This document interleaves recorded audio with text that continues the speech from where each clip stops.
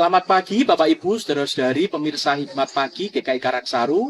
Beberapa waktu yang lalu saya bersama dengan tim Bunga GKI Karangsaru berkesempatan menikmati keindahan alam ciptaan Tuhan di sekitar kota Cirebon. Dan selama bulan November ini kami akan menyapa Bapak Ibu, saudara sekalian di dalam Hikmat Pagi. Saat ini kami berada di tempat wisata Watu Lawang di dekat dengan Cirebon. Kita akan bersama-sama menikmati keindahan alam ciptaan Tuhan. Dan pagi ini, tim Bunga GKI Karangsaru akan menyapa Bapak Ibu Saudara sekalian. Selamat pagi.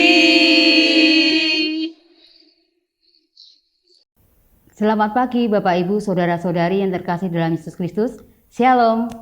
Berjumpa kembali dalam Hikmat Pagi GKI Karangsaru, Selasa 4 November 2025.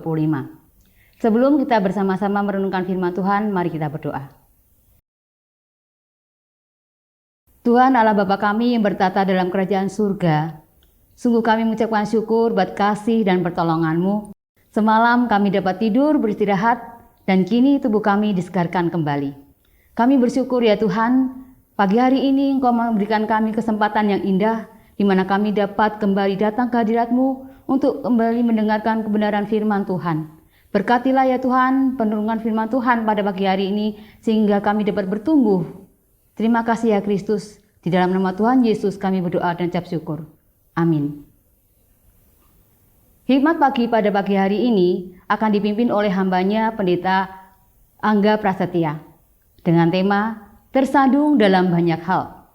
Adapun landasan firman Tuhan diambil dari kitab Yakobus pasal yang ketiga ayat 1 hingga ayatnya yang ke-12. Kita akan membaca ayatnya yang kedua. Sebab kita semua tersandung dalam banyak hal. Siapa tidak tersandung dalam perkataannya, ia orang yang sempurna, yang dapat juga mengendalikan seluruh tubuhnya. Demikian firman Tuhan, syukur kepada Allah.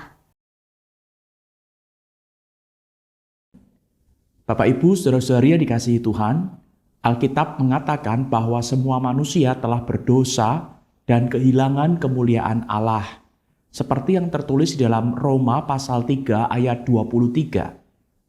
Sayangnya, manusia seringkali tidak menyadari keberdosaannya. Sebaliknya, manusia malah sering merasa lebih baik dari sesamanya. Kalaupun memiliki kesalahan, manusia masih bisa berpikir, memang aku salah, tapi masih mending aku daripada dia. Ini adalah cara pikir yang angkuh dan bertolak belakang dengan firman Tuhan.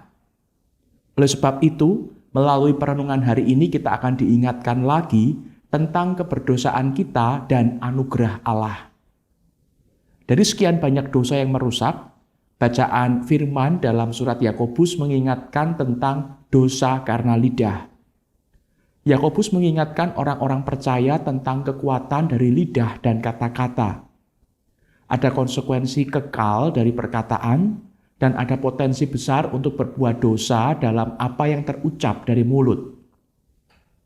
Yakobus menyatakan bahwa kita semua tersandung dalam banyak hal, termasuk dalam perkataan.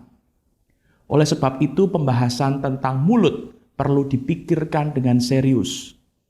Ini persoalan yang tampak sederhana, tetapi sangat tidak mudah untuk diatasi. Kita benar-benar memerlukan kuasa Kristus melalui pertolongan Roh Kudus untuk dapat mengendalikan mulut dan kata-kata. Orang yang dapat mengendalikan seluruh tubuh termasuk mulutnya disebut oleh Yakobus sebagai orang yang sempurna. Hal tersebut bukan berarti sempurna tanpa cacat dan tanpa dosa sama sekali. Dalam bahasa Yunani, sempurna di sana menggunakan kata teleios, yang berarti dewasa dan lengkap dalam seluruh bagiannya. Ini berbicara tentang kelengkapan dan kedewasaan dalam karakter Kristiani. Orang-orang demikian mengerti bahwa mereka tetap bisa jatuh dalam dosa perkataan, tapi juga mau bergantung pada anugerah Allah dan berjuang untuk menjalankan kehendak Allah. Ketika ada orang yang bersalah karena perkataannya, mereka meyakini bahwa kamu memang salah tapi aku tidak lebih baik. Mari bertumbuh bersama di dalam Kristus. Jadilah orang Kristen yang dewasa dalam lidah dan dalam perkataan. Menguasai lidah adalah tanda kedewasaan rohani. Mari kita berdoa. Bapa di surga, kami bersyukur pagi ini firman-Mu mengingatkan kami bahwa ketika kami dapat mengendalikan lidah kami, itu adalah tanda kedewasaan rohani kami. Maka mampukan kami untuk memiliki kedewasaan rohani, mampukan kami untuk memiliki relasi yang dekat dengan Tuhan, hubungan yang dekat dengan Tuhan, sehingga kami beroleh kedewasaan rohani itu dan kami mendengar akan apa yang dikatakan Roh Kudus di dalam hidup kami, dan Roh Kudus yang akan menolong kami untuk mengendalikan lidah kami.